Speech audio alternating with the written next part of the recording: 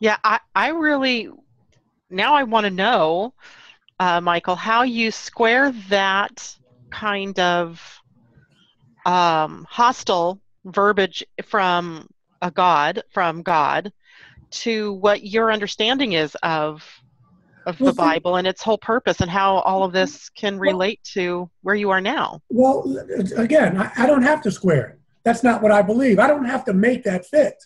We've been taught, if you were brought up in one of the monotheistic religions, that that's supposed to fit. You're not supposed to ask those questions, and all the answers are outside of you. My spirituality, which is what I talk about more in the second book, and other people who encourage that, well, even Yeshua, Jesus says, the kingdom is within you. You don't have to look outside. The Eastern thought never had a problem with that. Native American thought, pantheism. The monotheistic religions teach us that I am separate from the ultimate reality. That's like a wave. It's like if I go down to the beach and take this cup and put water in it, and the water in here is separate from the ocean only because it has us around it. It's absurd. So I don't square it. I don't believe it. I don't knock other people who do believe it. If we get into a talk, I may try to say, well, how do you square that? But I had to leave. Who was it? Paul said, when I was a child, I thought as a child, right? But now I'm a man, and now I put away childish things. And even my messages from ET, I like to call them star people, they have said, that is not the way the universe works. There is a greater intelligence. There is a consciousness, if you will. But it's not Santa Claus, man. It's not naughty or nice, okay? It's not if I'm good, I'm going to get... That's not how it works. But that's how we've been taught. So part of your question, Roger, I can be less vague because I wasn't trying to be, is that we are part of all that is. There is a law of one. And we are destroying ourselves by these separations. You're Tea Party, I'm not. You're gay, I'm straight. You're black, I'm white. That has nothing to do with anything except this belief in separateness that we've been taught. And we see now that the crisis point is this belief in separateness. If we keep on the way we're going as a species, we will destroy ourselves. We'll destroy the planet and ourselves. Well, the planet will be okay, but we'll destroy ourselves. Right. I mean, Mother Earth doesn't. There's a wonderful line in the remake of The Day the Earth Stood Still, when she says, when he says, I'm a friend of the earth. The earth doesn't need you. If you die, the earth dies. I mean, if you die, the earth doesn't die. But if you die, the earth still lives. And so that's really what I'm trying to say, that this belief in separateness, in Star Wars, which I've never seen, but I've seen a quote by Yoda. And Yoda says, you must unlearn what you've learned. And sometimes it's more difficult to unlearn than it is to learn something new. Can't teach an old dog new tricks. It's hard, but I believe you can. I see a consciousness changing. I see it, but it's a matter of perspective. Some people can get up and say, this is the end of the world and it's apocalyptic and all that. Or you can get up and say, you know what, this is a new day. Let me see what it's going to bring. It's metaphysics. Look, if you're broke, you don't focus on being broke. You focus on prosperity. You focus on the world you want, not the world you don't want. So, and quantum physics tells us that. What we focus on, we create. So, do we want to create possibilities, or do we... It's interesting, the people that say this is the end of the world and it's all going to end a certain way, then why do you get up in the morning? Why don't you give me your money? You're not going to need it. It's all going to be gone. Start distributing. We don't need it anymore. It's done. But they don't do that. That's very true. Yeah, it's different possibilities. I believe in Heisenberg's uncertainty principle. Things don't have to end a certain... We have the collective consciousness to change. We've seen it done. We're seeing it done now. Mm-hmm. We are. At least in my part of the country, we're talking about the Confederate flag. What is this? Is this historical? Yeah. Okay, we just talked about, now I know my conservative friends had a bad week 2 weeks ago, but if you're more progressive in your thinking, there's health care, that bill passed, marriage for GBLTQ folks. That's a shift in consciousness. Sure it is. Mm-hmm. We're talking of Bernie Sanders. That's a shift in consciousness, and people are ready to hear it now. But if you're so locked into the old paradigm, you can't see it. Can't see it. Right, exactly. So I have a question here, and I in your book, A New World, if you can take it, you write. Let me get it. Okay. I got it. Okay. So in there you write, and I'm going to quote, "The Pleiadians are said to believe that our Earth religions are cult-like and primitive, and that they keep us from evolving spiritually." All right? Yeah. So my question to you is, as a reverend, as someone who is very familiar with the Bible and all of the things that are in the Bible, how, I guess I don't want to repeat myself, and maybe if I am, forgive me, but how do you reconcile those two things that seem to be diametrically opposed? Like on the one hand, the belief where you quote that it's cult-like and primitive, and on the other hand, you have the Bible, who is supposed to be the authority and the Word of God. And well, I think you just read it with new eyes. I think that we realize that the Bible was written by people trying to explain what was going on in their worldview. I think, remember, the Bible was used to keep people in slavery. The Bible was used to keep women barefoot and pregnant. So the Bible's many, many things, and people can interpret it many, many ways. But if we choose love over fear, because those are really the only two choices we have, we come to realize that just because someone said something 5,000 years ago doesn't mean it's true now. And so we read it with new eyes. We can accept the things that will further the evolution of the species.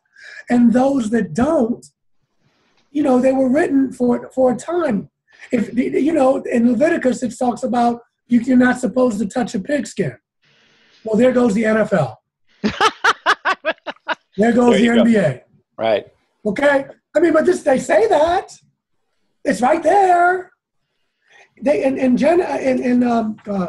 In Leviticus, they talk about how much to charge for slaves, how many shekels, but we know that slavery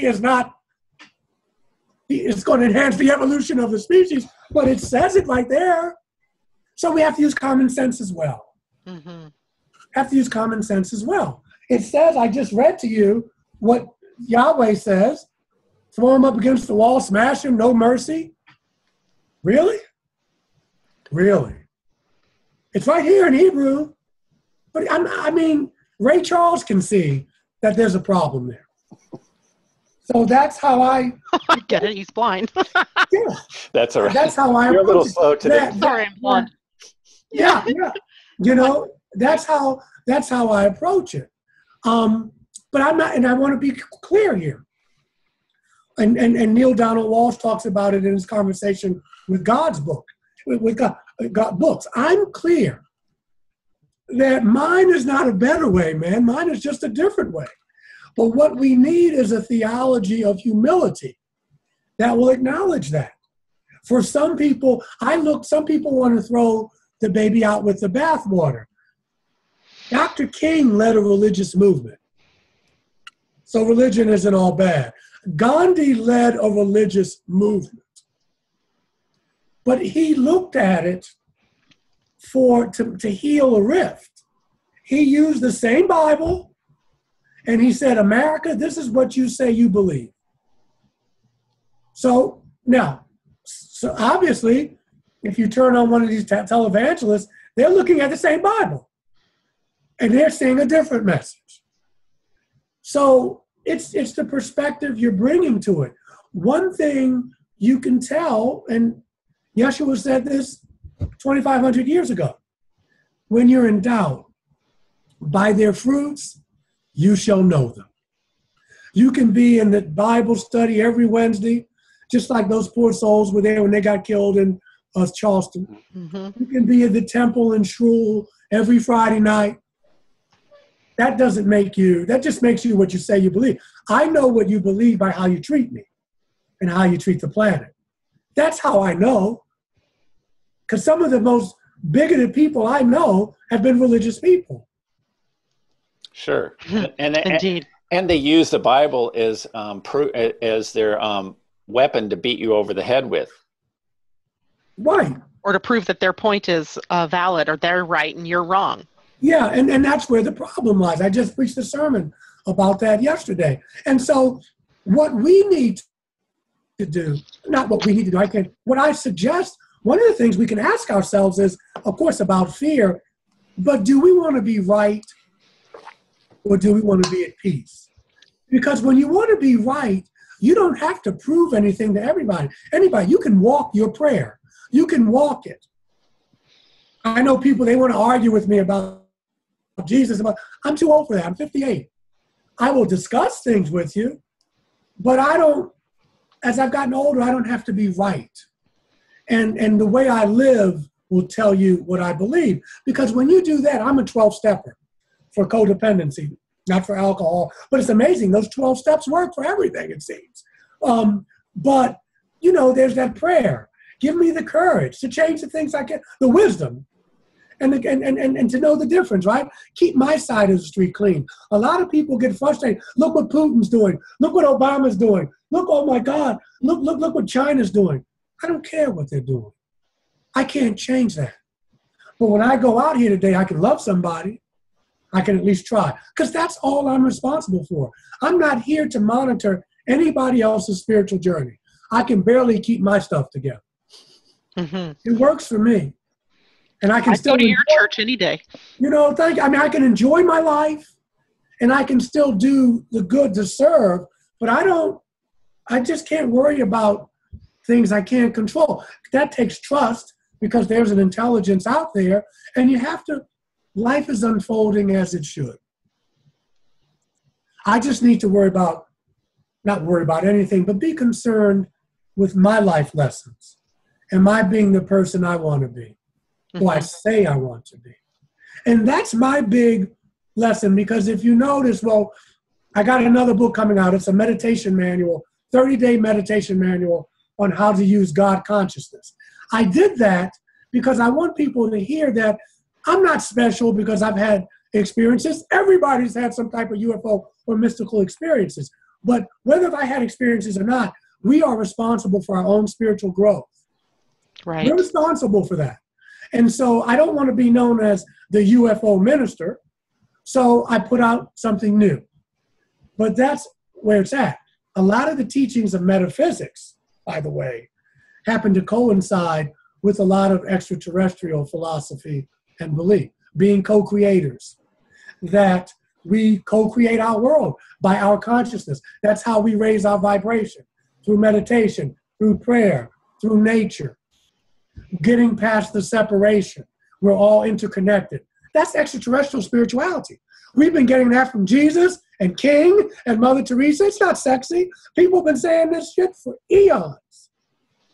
It's hard to do, but it's not. It's the same thing.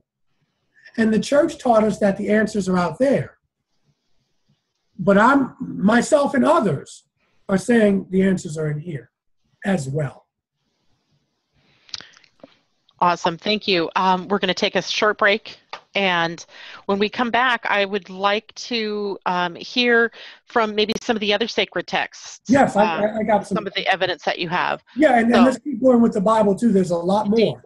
All right, so we're going to take a short break. We'll be right back.